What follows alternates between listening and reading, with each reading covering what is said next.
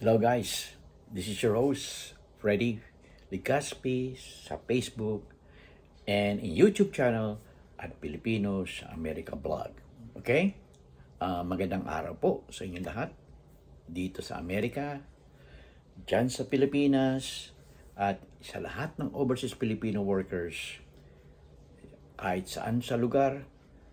Mas importante ko ngayon ay sa Israel ng mga Pilipino, mostly caregivers.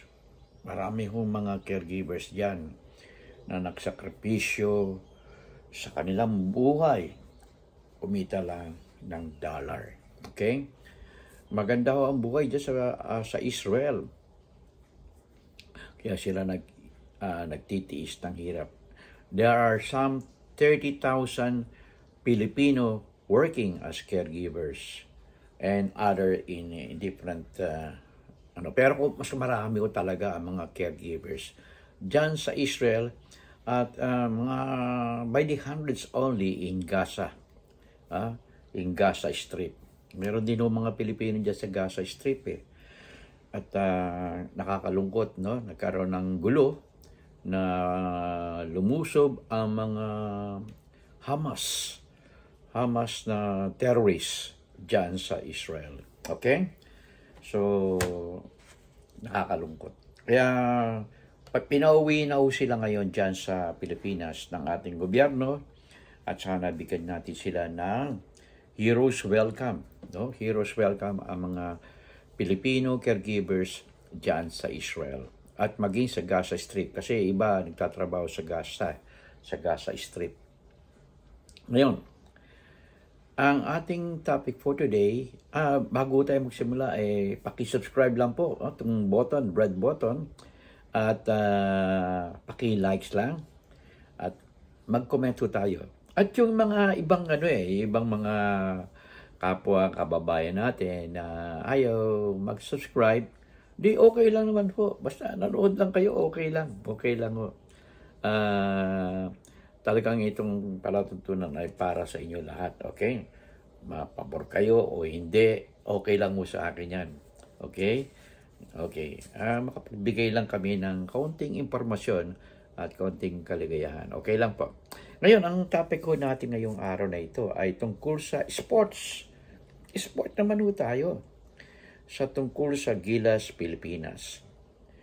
Ito ay nabalitaan ko lang na meron pala tayong mga players diyan sa Pilipinas na inalok ng SBP, Samahan ng Basketballista sa Pilipinas, na inanyayahan nila si Kai Soto at Kelly Williams. Parehong Pilipino to. Na sumama sa Gilas, Pilipinas yung preparasyon para sa Asian Games. Pero yung kanilang mga manager at talent manager ay ayaw, no? Kasi malaki hinihingi nila. Parang $14 million. Matindi, no? $14 million. Samantalang itong mga player na nagdala sa atin sa tuktok ng karangalan o pagkapanalo sa Asian Games, ang Pilipinas ang champion sa Asian Games, ay hindi humingi ng kahit ano. Sapat na yung tinatanggap nila sa mga member na bilang isa sila ay mga player ng PBA. Hindi sila humingi. Basta importante ay para sa bayan. Ayan. Kaya bigyan natin sila ng mga importansya ang ating mga players sa basketball game at yung mga iba rin na nagbigay ng karangalan ng gintong medalya sa Pilipinas. Saka natapos na Asian Games niya sa China. Alam ba nyo na minaltrato sila sa China?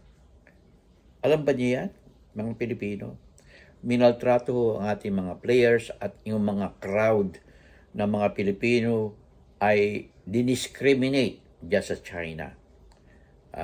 Kaya yung ibang mga taksil dyan sa bayan, tulad ni Robin Padilla, si dating Presidente Duterte, si Vice President Sara Duterte, si Senator Alan Peter Cayetano, si Attorney Harry Roque. Okay?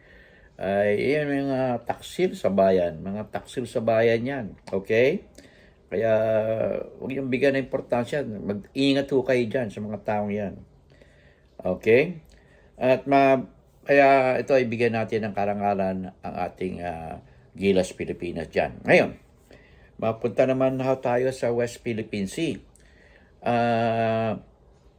Tinanggal na ho ang Confidential Intelligence Fund dyan sa Office of the Vice President at Department of Education. Kasi hindi naman nila talaga kailangan yan eh.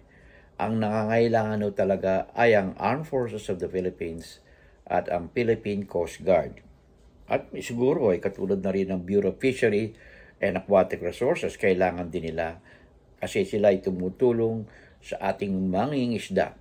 At ang Armed Forces naman at ang Philippine Coast Guard ay sa West Philippine Sea.